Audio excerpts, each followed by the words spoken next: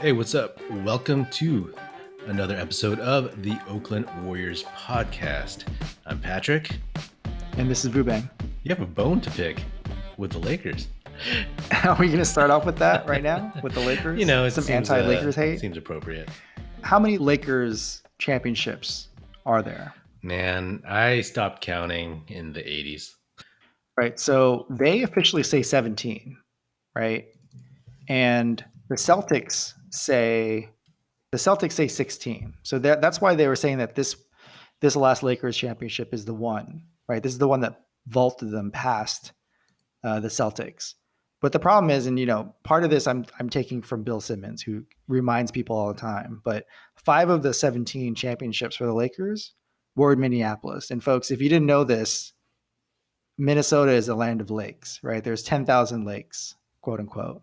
And so that's why the reason why the Lakers are called the Lakers in LA, which is ridiculous. I still think it's ridiculous, is because they're from Minneapolis. So I agree with Bill Simmons. You should not count those 5. Even though the championships follow the team, and obviously 16 in Boston because they never moved.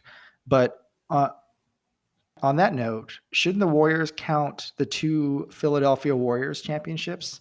I think on the back of the jersey, it says 4. It has 4 times Larry O'Brien trophies. And so shouldn't we count the 2 in Philadelphia, including Wilt's 100-point game in Hershey, Pennsylvania, which I remember going to in 1950, whatever, or whatever that was. We do have his bobblehead. We do have a Wilt bobblehead. I understand. Do the Lakers have 17 on their whatever on the back of their jersey and whatnot? I think so. I mean, the only way for me to find out, I've been trying to look it up, is to buy one and find out, because this is not something people really care about, I guess. Why does this matter to you? Because I think it's annoying. I think it's annoying if the Lakers are counting championships on a different foundation than the Warriors are, right? Because then we'll never catch up. And we all need to decide this now. Yeah, we should start a campaign. I think then if the Lakers do include the ones that they won in Minneapolis, then technically the Warriors should. Yes. You hear Awesome. that? You hear that, Lacob Goober? You out there? Thanks.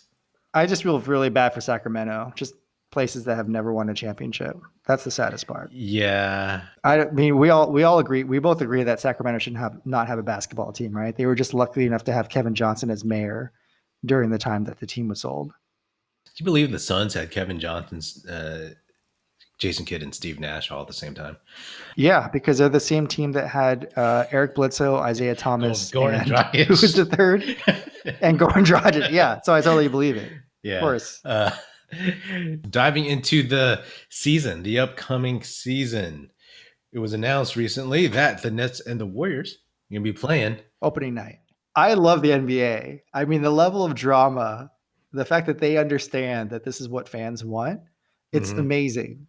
I don't know if any other sport does this. Do they just take like, oh, my ex-girlfriend left me and now the next time we meet again, it's going to be on national TV? Is this the kind of shit that happens? No, definitely not. It's like, this is the game. Obviously, I'm a Warriors fan, but this is the game that has the most intrigue.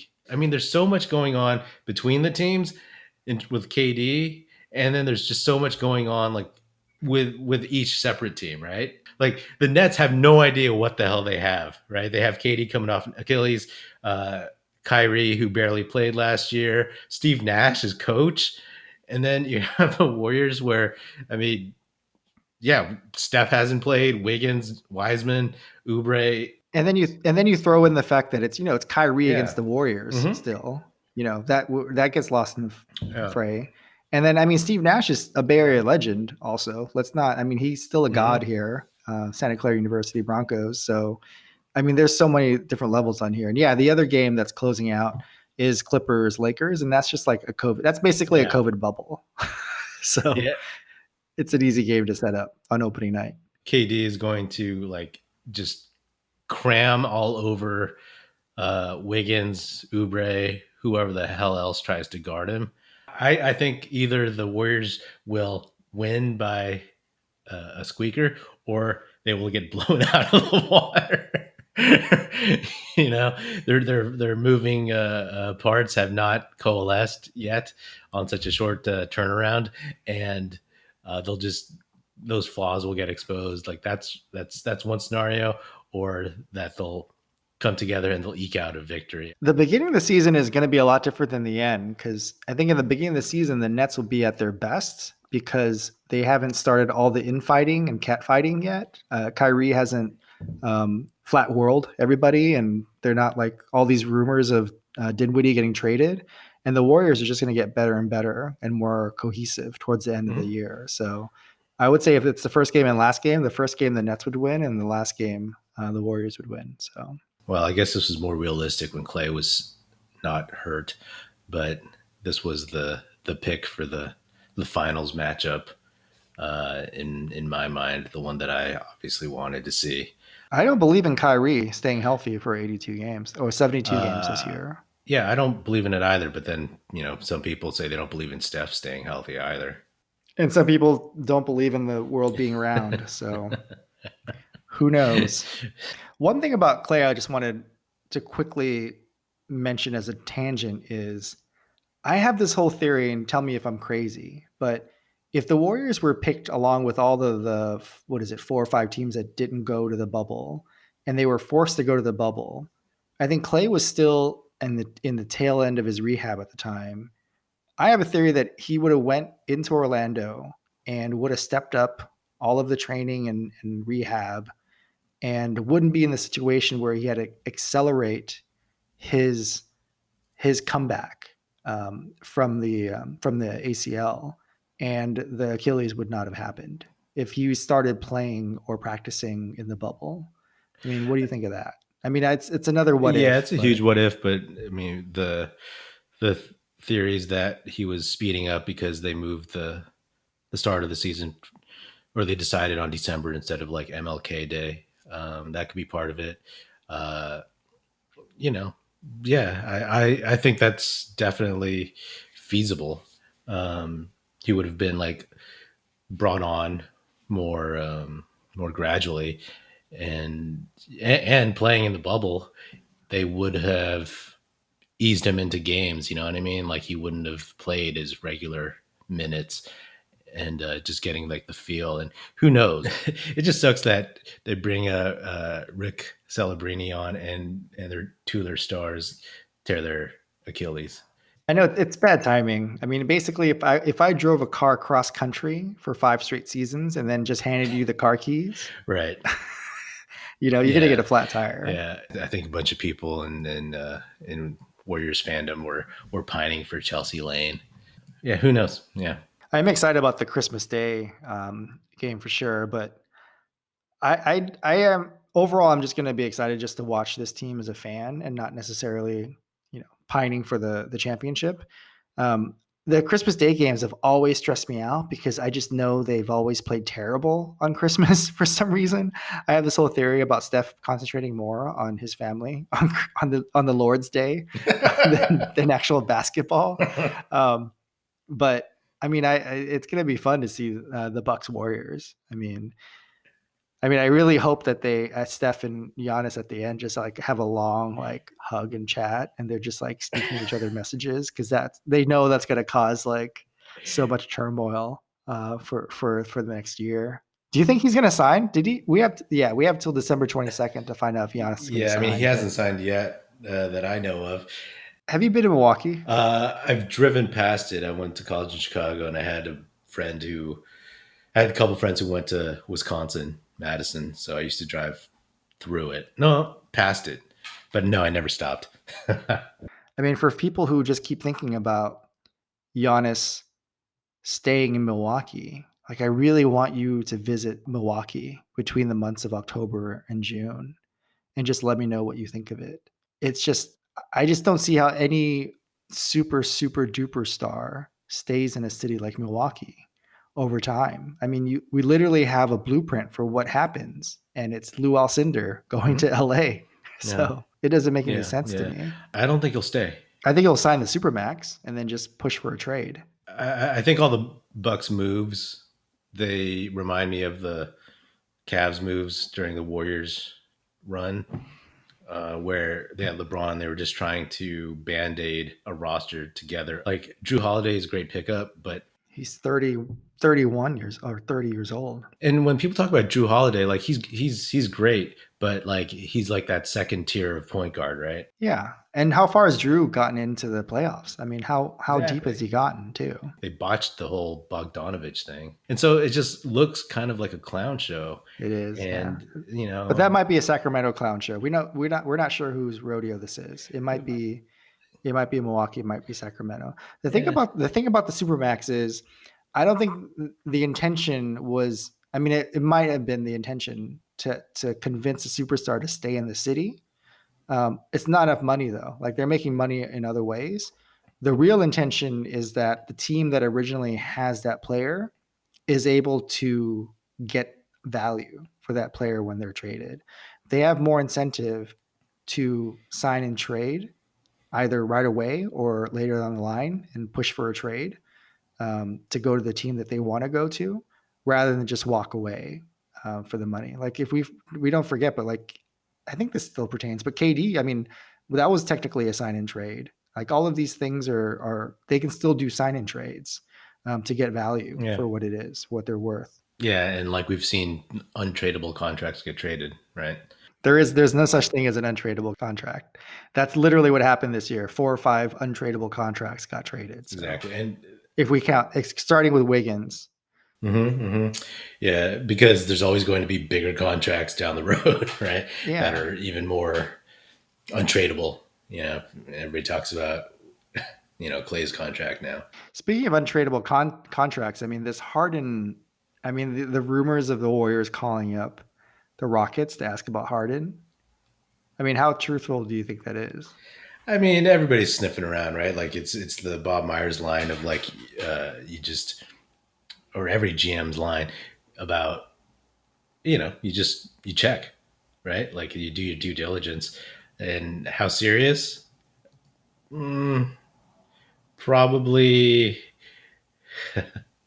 not that serious. I think they probably asked, and see what the deal would be or what they would be interested in, and then that was it.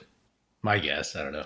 Yeah. So obviously they offered Eric Pascal and Minnesota's pick and James Wiseman, the pick for James Wiseman and Andrew Wiggins, I'd imagine, as a starting point. Yeah. Oh God. I do not want Harden. I don't want him either, man. I want to see him play with John Wall. Like league pass Rockets. That'd be awesome. What did Houston get for Chris Paul? They got Westbrook, and then they had to send over a bunch of picks, right? Oh yeah, I mean that was what the big deal was. I mean that's part of the reason why they did this trade was to get back a first round pick. Right. It was 2 picks and 2 pick swaps. Yeah. So Chris Paul, I mean Harden's played with 3 big name point guards, if you include Wall at this point, but Chris Paul was like the best match for him. And now you're gonna have John Wall, who I think is gonna be a worse match than Westbrook because he's trying to prove himself. Yeah. And I mean, at least Harden and Westbrook were friends. I'm not saying that like I don't know if Wall and Harden are friends, but they don't have the familiarity of playing like an OKC together, at least for a year or two. My question is, who's dribbling the ball? Exactly, man. Like even more ball dominant, maybe because he's trying to come back and prove that he's still John Wall. I mean, we're fucking spoiled. The fact that in some ways Steph Curry is better without the ball. We're just fucking spoiled. I just think people have been sleeping on Steph. I think he's been underrated for the last couple of years. Granted, he missed the whole season last year, but we'll see. Like this is the season where he's the lone offensive star, and we'll see if that gravitational pull is real, even though he's a little bit older. Now, what do you think? I mean, this came up a few times the past few weeks, but what do you think about him retiring as a Warrior? I would hate it. No. I think he will, and that's great. It's hard to predict because you don't know what the moves are going to be. I think it's easy to predict because first of all, he's Steph Curry. He's gonna get a fucking statue. I mean, the reason why the Chase Center has a big open plaza in the front is because there's gonna be a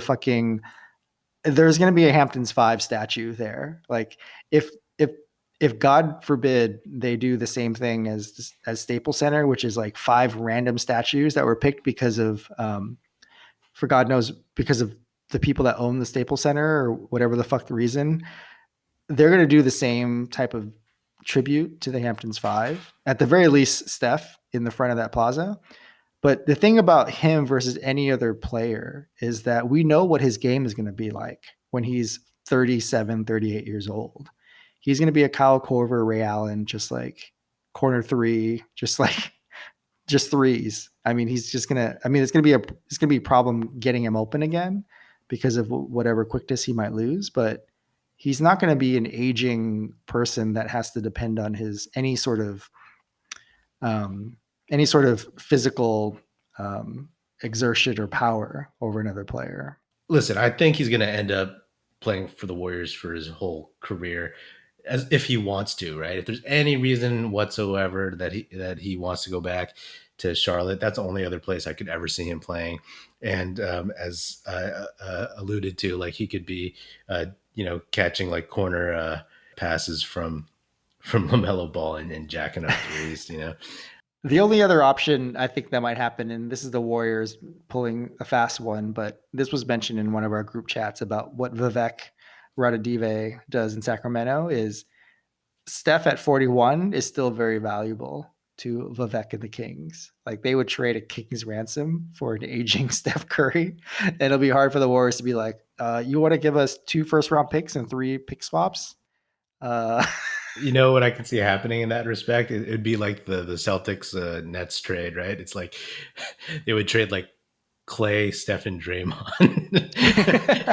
in their late 30s for like a King's ransom in draft pick. I can see that happening, and Vivek would be like, yes. And it's like, yeah. Yes. And like when you come back to retire, your statues will already be up by the beginning of the season. Yeah, but Vivek would totally do it. By the way, what's your take on statues for athletes, particularly basketball players, in front of stadiums? I think if it's done right, then it's great. I remember jumping the fence at the United Center to get a glimpse at the Jordan statue, which I think they moved now. It's no longer like in the parking lot or in the front in a really random spot. I think it's inside the arena now. But like there's good statues. I think the saddest statue I've ever seen, and this is not the same sport, but is the Colorado Rockies. They've never had a player that warranted a statue. And so they have this sort of like fallen soldier statue of the unnamed baseball player that commemorates all baseball players. And I was like, please, Lord, don't let any of our teams be that team that doesn't get a statue. So in some ways, it's good that you actually have a statue because you know that there's a good team. Like imagine, I remember going out to Portland and I was drunk, like running around the Rose Garden at the time, called the Rose Garden, asking people where the Cliff Robinson statue was, or like asking them, just asking them where all the statues were. I thought that was pretty funny. Oh, so you're just kind of like being a jerk. Yeah, I was being a jerk. No, that's funny. That is kind of funny. Yeah. Yeah. I mean, the Drexler, I should have said Drexler. I think I might have said Drexler.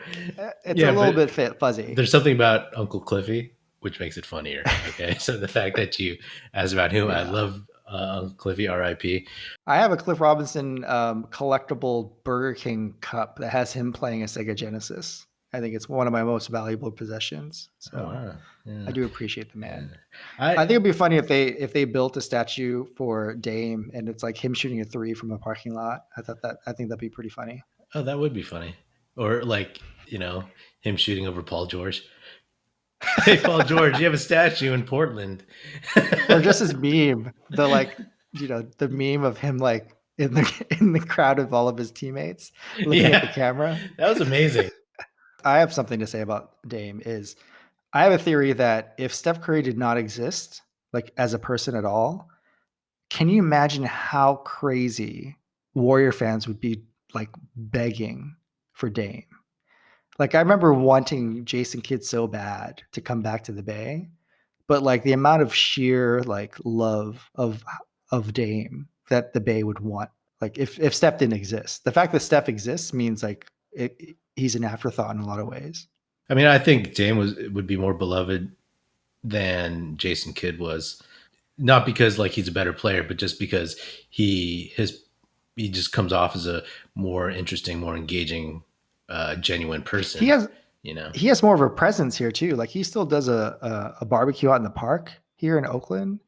Gary Payton and Jason Kidd do not like represent Alameda or Oakland as nearly as much as Dame. Kidd, I saw him play in the Coliseum in high school. Yeah. Oh, you did? Because we had all heard, this is pre-internet days in terms of like I think there was an internet, but it was just like the people in the computer lab that would use it. I would walk in and be like, "What are you doing?" "Oh, I'm talking to somebody." "Oh, where?" "Oh, like other side of the country." "Okay, cool." And that was the internet. But so we had all heard about Jason Kidd, this guy who was like amazing, and then we all went to go see him play Modern Day in the Coliseum, and we didn't know what he looked like. We didn't know which one he was. So it took a second, and I mean, this is pre-game, right? Obviously, like once they started the game, you knew who he was, and he was awesome. I mean, he was so dominant. He was faster than everybody else, and in high school, like he was pretty much the same size, and he was like he had like a wide body, and he was more athletic than everybody else. The people on Modern Day that were as athletic as him were like smaller, and I was impressed. I saw him at a Pro-Am game in San Francisco at Kezar. I think his first or second year in the league, and he shot 30 to 35 3-pointers because I think he was working on them, and he made like 4. He was not doing a good job. Yeah. I remember walking to the bathroom and accidentally bumping into him. And I was like, oh, this is pretty cool. I really enjoy Pro-Ams. Yeah, he always had like a wonky looking shot. I just remember he was still at St. Joe's. I used to go to Cal football games in high school, and I had some friends who they would like yell at him. They'd be like, "Jason, hey, yo, Jason, Jason." And then he was just learning his fame because he would start to turn and then he would stop. He's like, "Oh, is it a friend of mine?" He's the reason why I went to Cal. I was watching the Cal Duke game, and when Cal won that game, I was like, oh my God, I want to go to the school, Cal. Like, I don't know anything else about the school. And I remember running downstairs and telling my mom, I'm going to school at Cal.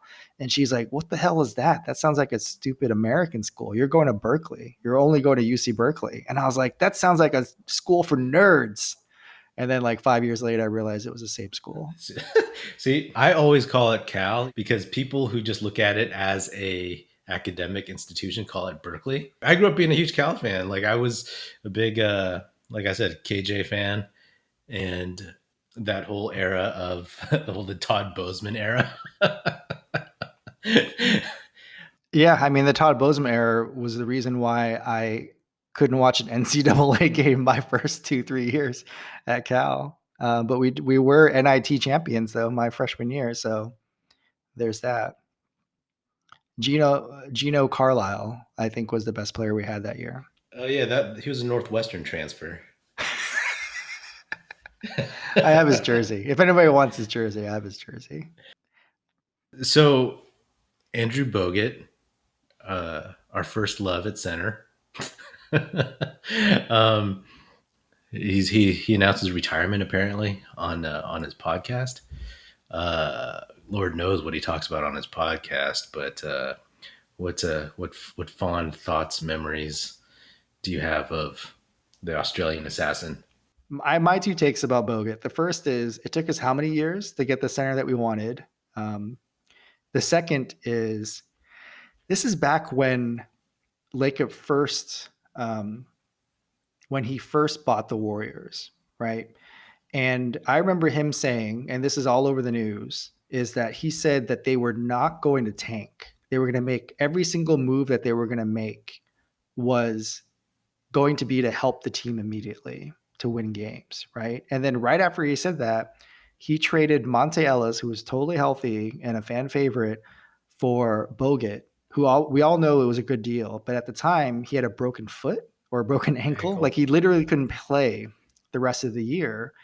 And so what gets lost in the mix is that Lakeup a few weeks later or months later, whatever, goes to Chris Mullin's jersey retirement thing and speaks, and the whole entire crowd boos him. Right? I was there. I did not boo. I was just laughing because I knew it was going to happen. It was super awkward because he couldn't say anything, and we could see it live.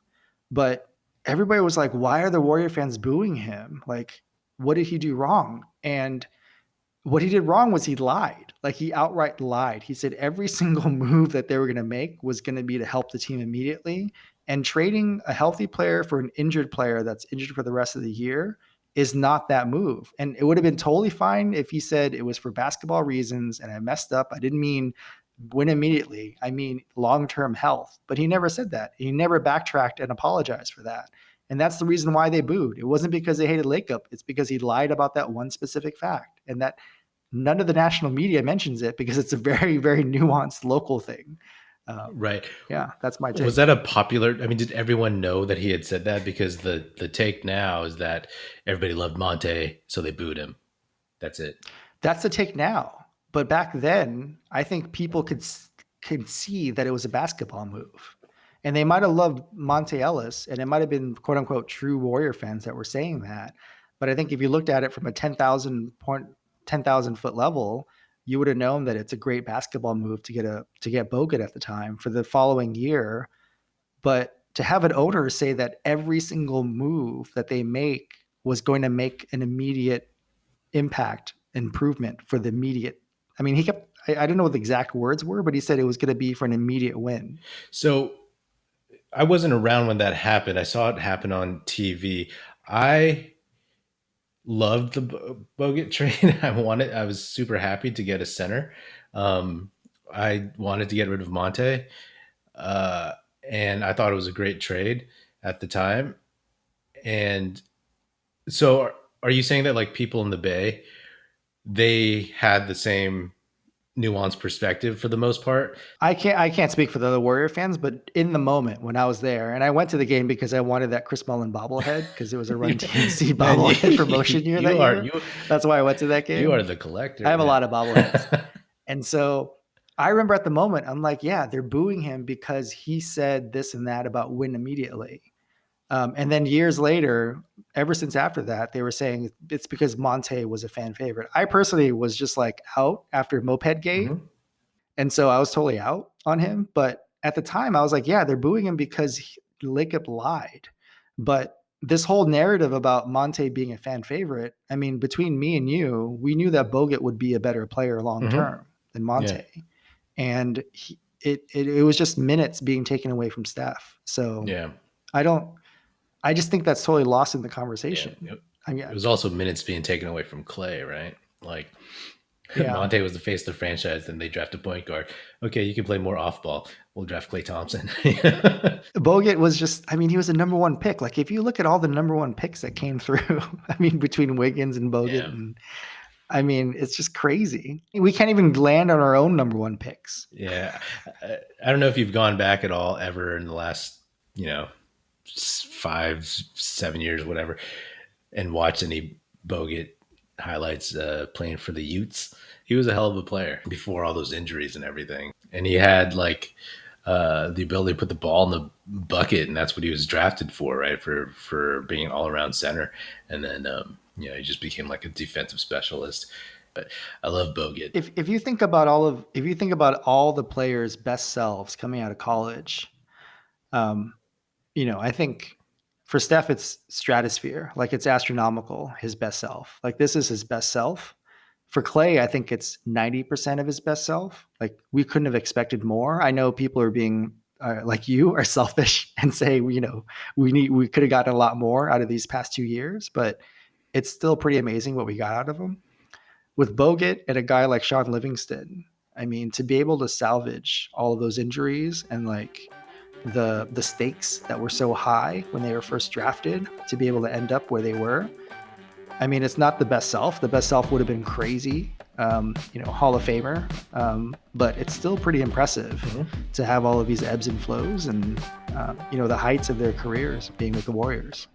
That is another episode of the Oakland Warriors podcast. Be sure to subscribe wherever you listen to podcasts and check us out at Oakland Warriors on Twitter and oaklandwarriors.com.